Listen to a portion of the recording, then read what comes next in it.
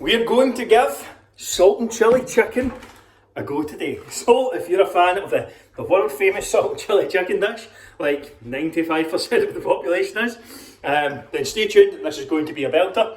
Let's see how it turns out. I haven't made this yet, but I'm confident it's going to be good. Stay tuned.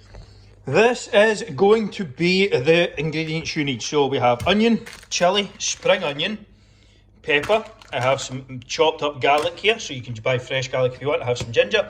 I have some sesame oil. You can use chilli infused oil. That's probably a better shout. I could not find any, so I have this instead. Chicken breast. I have some long grain rice, breadcrumbs, Chinese spice, and crushed chilies, and of course salt and pepper. So let's get into the prep side. My oven is on at 200 degrees. That is the first thing I'm going to do. Then I'm going to prep it. Oh, you also need 1 egg. And I'm going to prep up the chicken first.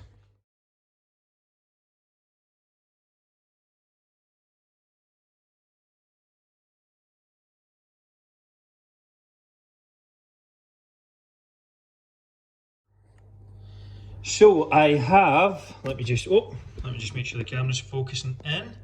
So I have 1 egg in a bowl. I have my chicken all sliced up. I'm going for that sort of kind of crispy shredded salt and chilli look.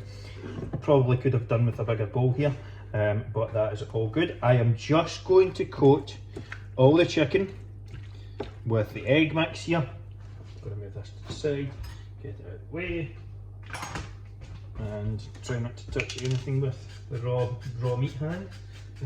Get your tray spread, and I'm just going to cover this. Now in here is the breadcrumbs. I have 60 grams of breadcrumbs for like 500-600 grams of chicken. I have also salt, pepper. I am putting this all over the unit, what a fucking state. Salt, pepper, Chinese spice, some crushed chilies. Now you probably could put garlic powder in here as well. I might just do that. No, I'm just going to leave it. And I'm just going to transfer one at a time and coat them in the mix. And put them onto the tray. And do it. I would use one hand to throw it in and one hand to mix. Otherwise you just end up with a handful of breadcrumbs. But I'm not going to bore you by watching all this, so we will skip to the next clip. Just repeat that until you're done with all your chicken. So I have around half of the mix made up. I do have probably 2/3 of the chicken left, so I'm just going to cover it up. This is probably something that's better done, or will be better as it's made up fresh. So I maybe wouldn't batch cook something like this. You could, but I think it will be much better when done fresh. So I'm just going to set this chicken and these breadcrumbs in the fridge off to the side, and I will use them for the next time I'm ready to do the recipe. So now that the chicken is in the oven, I am going to cook my vegetables up. Or sorry, chop my vegetables up. I have my onion, chilli, pepper and spring onion. Just chop the heads off these, and the bottom, 2 sides and everything in between. Good to go, and I will get into these in a second.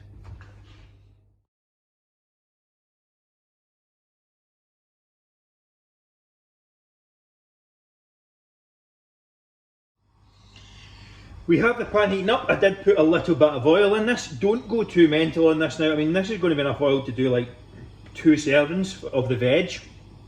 So it's maybe 5 grams of fat each one. Just be cautious with it. You don't need to go mental. Now, I have my veg chopped up. I have my chilies, peppers, onions, and spring onion. It's all going to go in there. And I'm just getting this to the point where this is nice and crispy. And I'm also going to season it as well. I'm going to throw in my chopped garlic. Now you can just chop up garlic as well and put that in. It's going to make no difference. Plenty in there. I'll put a little bit of ginger in also. And I'm going to get some salt and pepper in there as well, along with some fry spice.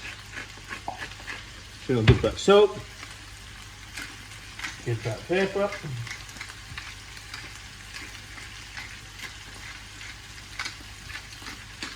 And I'm going to put some of this fry spice in here as well.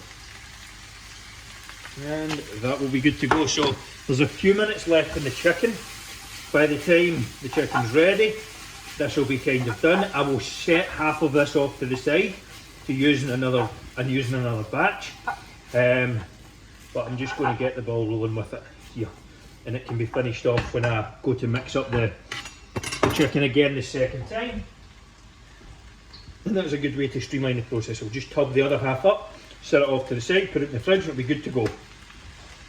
And I'm going to give this probably, you know, 3 to 4 minutes to cook up. So the chicken is out of the baking tray. As you can see, I have just tossed it in with the veg here. Going to just toss it around for a bit. This will only take a minute or two, just to kind of get some of the kind of flavours going in there. The rice is on also, and we are just about good to go. And that will be my homemade salt and chilli chicken, and we'll get the verdict very soon. But it looks and smells pretty decent. Will it be the same as the real thing? I highly fucking doubt it. But it will at least be an option. So give this a minute or two. The rice is cooking in the background as well. It's just in the microwave, and that will be good to go. That is the finished article. Looks pretty good. That is my take on salt and chilli chicken. So just about to sit down to this and the meal prep. Hopefully you enjoyed the recipe. If you did, please leave a like and subscribe. Not quite finished though, I'm just about to go into my wee finale. You're not quite done yet. Off to the side are going to be a couple of videos that you will find useful, recipes, meal prep playlist as well. Also below, if you haven't done so already, get your completely free Fat Loss Forever blueprint call. This is where I'm going to help you game plan the next 6 months completely free. How to train, how to eat, how to sleep, all of the things that you need to do on a daily and weekly basis to get results in fat loss forever. You'd be mental to miss out. If you enjoyed the video, like and subscribe. Takes fucking 2 seconds, just click the wee like and subscribe button if you can. It really helps me out. Oh. And just go and keep that rolling, don't really care. And that would really be a good way to thank me. Hope you enjoyed the video. See you later on.